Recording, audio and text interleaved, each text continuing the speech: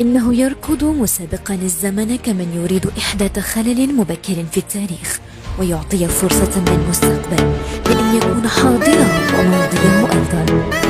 محمد الأمين عمارة، ذلك الصغير الذي راح يعبث بكل ما له علاقة بالملعب، يبلل عشب كل مستقبل أخضر بسوائل عزم جفافها لربما هو ثاني المستحيلات، عنصر كيميائي بطموح غير قابل للتجزئة، سرعته أخذت كمرجع هو محدثها.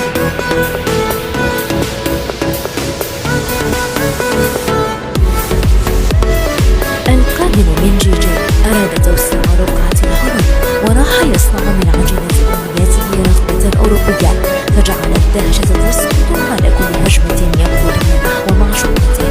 شباك الخصم نضجت من هواية إلى موهبة، بل واجب كروي ثابت في كل سيارة يضع قبلة امتنان على المرمى ويروحه غادرا دون وداع، فلقاؤه بالحارس يتجدد دون موعد له.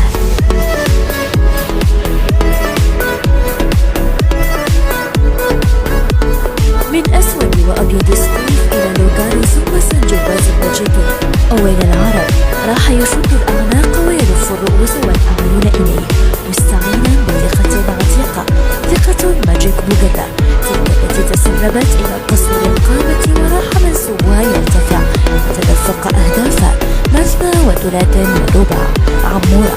وحين يتعلق الأمر